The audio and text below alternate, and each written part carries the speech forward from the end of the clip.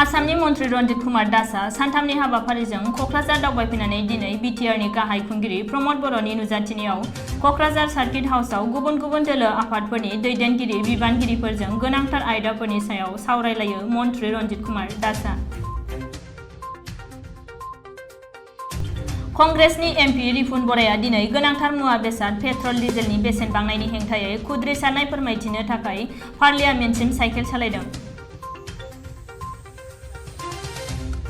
उदालगुरि जिल्ला सिङाव थानाय माजबाद पलासबस्तियाव करोना महामारीजों साग्लोबजानानै सासे सुबुङा जिउ खहा जायो।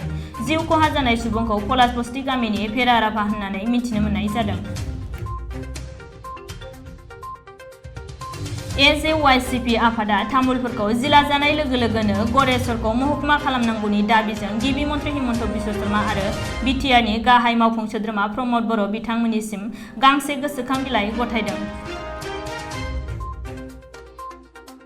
बिजेपिनि रायजोआरि आफादगिरिनि बियाबाव आसुआ पेट्रल डिजेल आरो गोनांथार जानाय मुवा बेसादफोरनि बेसेन बांनायनि हेंथायै सोमावसारनाय हाबाफारि लादों। उत्तर प्रदेशनि कटबलीआव सा 6 गेंस्टारफोरा इनकाउन्टार खालामजानो गिनानै गावसोरखौ पुलिसनो गथायनानै होदों।